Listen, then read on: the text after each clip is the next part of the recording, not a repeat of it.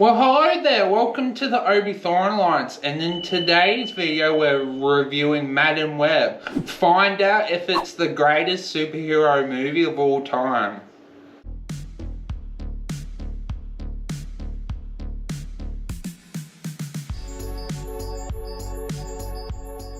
So, Madame Web, this movie spans across multiple decades and multiple continents. It starts in 1973 in Peru. We've got Ezekiel Sims, the villain. He is on an expedition to find these spiders that have miraculous healing powers. In doing this, he betrays his team and ends up shooting Cassandra Webb. Cassandra Webb is heavily pregnant at this stage and gives birth to a child who we come to know as Cassie. This is played by Dakota Johnson, who is the main character of our film. The movie then fast forwards to 2003. Cassandra currently is working as an EMT, or driving an ambulance, has a near-death experience where she suddenly finds that she has these precognition powers where she can see the future but she doesn't fully understand it. Through this, she has premonitions of this villain, Ezekiel, trying to kill these three girls seemingly dressed as spiders. We see this in the trailer. She then tries to save these girls. The girls think she's bonkers, and she goes on a discovery mission of her finding out the past of her mother, discovering what powers she has and what role she may have in the Marvel or Sony cinematic universe. And well, I say, it is the best movie I wish I never saw. No. And becoming a mother herself. Yeah. Oh, yes. So who we got in this movie, Jacob? Adam Scott. Yeah, I mentioned Dakota Johnson, and then we've got Sydney Sweeney, who is absolutely everywhere at the moment, and weirdly enough, her other movie that she's in is absolutely killing it at the box office and is competing against Madame Web, so that's quite funny that her own movie is doing way better than this. Okay, let's move into the scoring because it's going to be an interesting one. So we mentioned we have a new scoring system a few videos back, so bear with us, leave some comments if you think it could be improved. We've got some suggestions. So what do you give the plot out of 10, Jacob, for Madame Web? For me, this gets a 1. The plot has no originality or nothing really going for it. I found myself in the movie going, there's nothing really that I found unique or interesting, unfortunately. And the thing that I found frustrating was that I found the plot they wanted you to very much care about the main female characters, but unfortunately it just doesn't work, and the plot just fails with every aspect, and that is unfortunate. So I gave the plot a 2 for very similar reasons. I think it was, yes, it's source material, it's based from the comic books. I think people actually liked the fact that it was based off the source material, but I think the source material was pretty rubbish. I think Madame Web is a really unnecessary hero in my opinion. Maybe through the comics she is more important and adds a lot to it, but it just really seemed like the movie that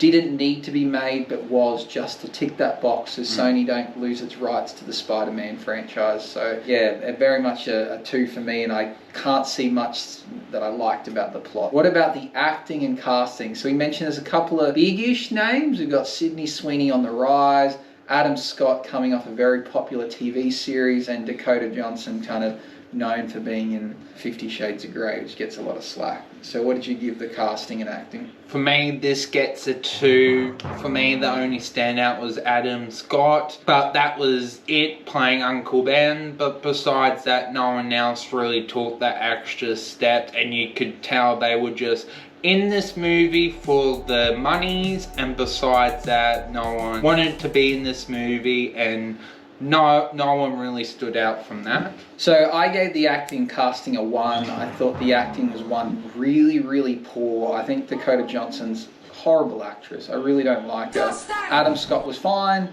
Sydney Sweeney was a bit weird seeing her play someone significantly younger than what she really is. So it was just a bit odd. I also heard that in a lot of interviews, Dakota Johnson copped a lot of slack for admitting that she knows nothing about the source material, has never watched anything Marvel, and apparently she wasn't really aware that the Sony universe is different than the Marvel universe, and she thought that she was going to be part of the Marvel universe. So she, obviously didn't really care about the role, and backs up what Jacob said about them just being in it for the money, collecting a paycheck. And I do believe she has fired her talent agent for suggesting to be in this movie, because I think it's tarnished her reputation a fair bit. What about the directing, editing / pacing of this film? So the overall, how it was put together, what'd you give this? For me, this gets a 1. The pacing just felt very off of how she was a baby and how she even got from Peru to America. The movie didn't explain that at all, so that was weird from a directing point of view. And there's one specific scene that I do not like. The girls basically are at a campsite. They do not do anything to the fire, and then they go, oh, we want to be our independent, and all that's to do with is getting food. So basically the fire would have burnt out, and then when Madam Web comes back, the fire's, someone must have lit it or something, I don't know. But for me, that little details like that matter, and for me, when that scene happened, it's like these girls do not care. So scenes like that matter, because when big budget movies, stuff like that doesn't happen. So that's why it gets 1. So I gave the direction a 2 because I thought it was obvious it was low budget. It did make its money, achieve what it was trying to achieve, I guess. Didn't lose money.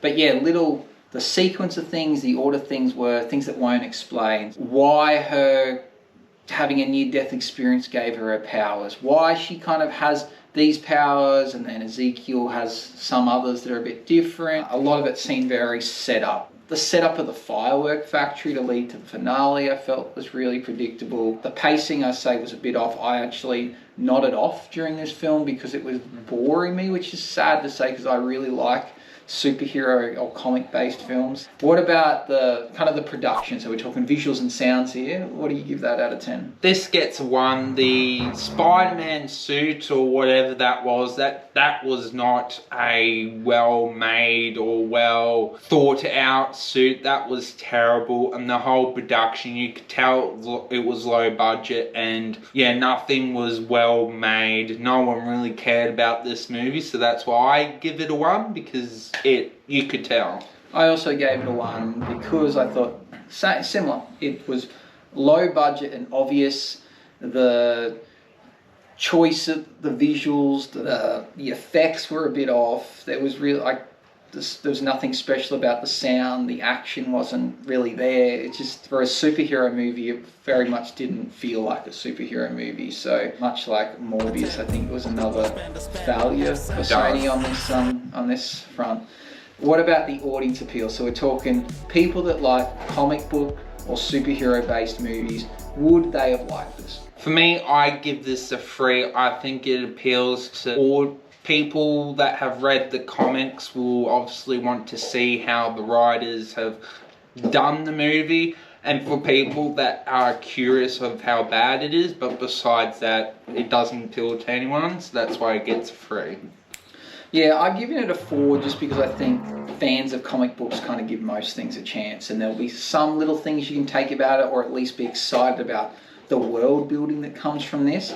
But overall, it was a disappointment on most fronts. It's really a straight to streaming kind of movie, but I think that creates issues with it being a female-dominated cast and directed by a female. I think if you do that, then you create this whole issue of, was that just done because they didn't want to give females a fair chance? So I think it needed to go to the movies to avoid that controversy, but it kind of just proved that the story just wasn't there to hold it together, regardless of who you cast in there or what agenda you're trying to push with the casting of the movie. So that moves to our last thing, the originality or creativity. Was this movie original, or was it creative based upon its source material? I give this a 1. It was not original, it was not creativity. No one had any inspiration. You could tell everyone was getting their cash, so that's why it gets a 1. And very disappointing that no one was inspired to at least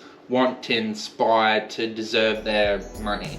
So I also gave it a 1, obviously being original. It wasn't because it's based upon source material, but was it creative, and did it find a cool way to tell this story and put it to the big screen? no, it kind of just went through the motions and was very subpar, and it kind of felt like I was reading a comic book, and it was kind of scene after scene, nothing blew me away, so not creative. We've given out some low scores here. What was your total, Jacob? The final verdict for the best superhero movie gets a 15%, and I think it definitely deserves that score. I've never walked out of the cinema to go to the toilet. Normally I hold it in, but I did not for this movie, and that should tell you how bad it was. And just nothing about this movie stands out. It has no inspiration, it has no purpose, it has no soul. None of it is worth watching it for. The only reason that I watched it is because I was curious of how bad it was, and it proved me wrong. This is just epically bad. Do not watch it. I wouldn't even recommend streaming it. It's not worth watching, and it's unfortunate, but it's that bad.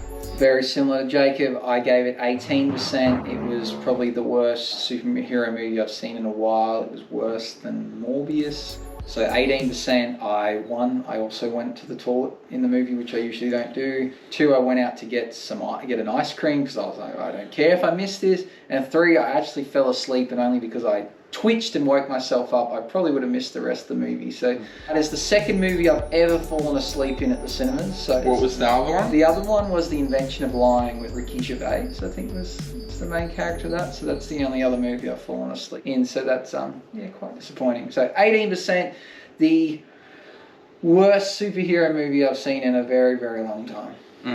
Well, as always, comment down your thoughts. What do you think? Do you think Madam Web is worse or Morbius? Be very curious to know. Like and subscribe. See you in the next video. As always, see you there. Bye bye.